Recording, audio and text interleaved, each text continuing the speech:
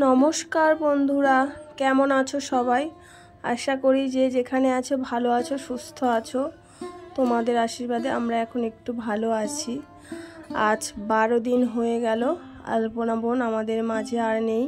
এই পৃথিবীর মায়া ত্যাগ করে চিরবিদায় নিয়েছে সবাইকে কাঁদিয়ে। তো আলপনা বোনের মারা যাওয়ার শোকে তার মায়ের যে কি অবস্থা, কতটা যে শরীর খারাপ আর শরীরের মধ্যে যে কত রকমের অসুখ আরও বেড়ে উঠেছে, সেটা তোমরা না দেখলে বিশ্বাসই করতে পারবে না।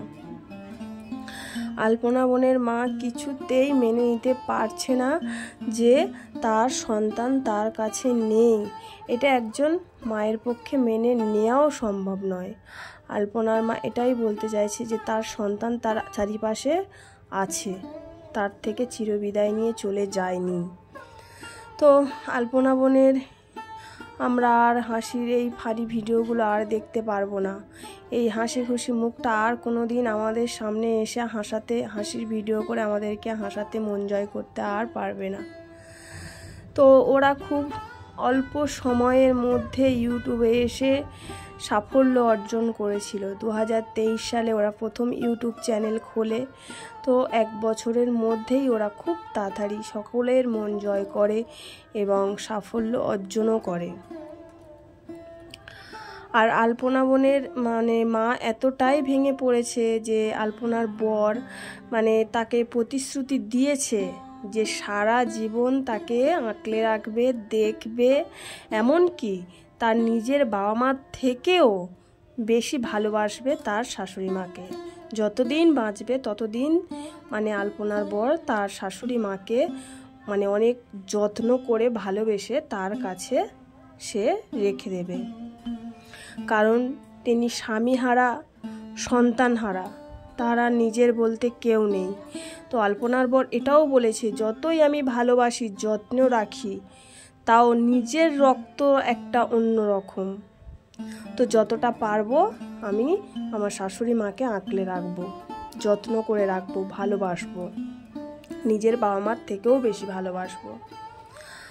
আলপনা এমনই একটা মেয়ে ছিল যে কৃষ্ণ অন্ত পাগল, কৃষ্ণপ্রেমী বলতে পারো।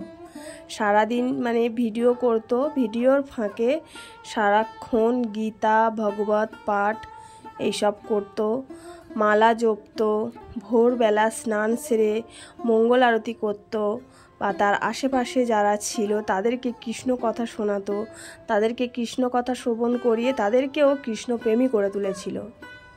তো আলপনা মারা যাওয়াতে আশেপাশের লোকেরাও অনেক শোকাহত, কারণ আলপনার থেকেই তারা কৃষ্ণপ্রেমী হয়ে উঠছিল।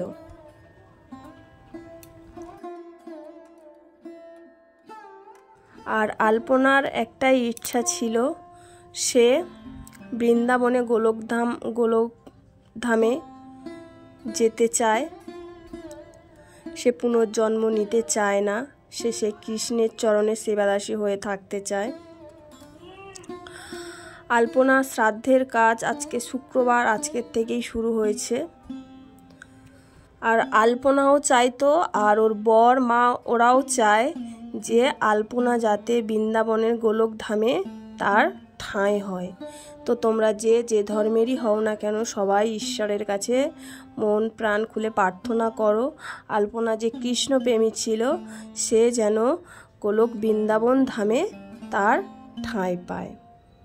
তো আলপনা বোন, তুমি যেখানেই থাকো ভালো থেকো, আর শ্রীকৃষ্ণের চরণে যেন তোমার ঠাঁই হয়। তো বন্ধুরা, সবাই ঈশ্বরের কাছে এটাই প্রার্থনা করো।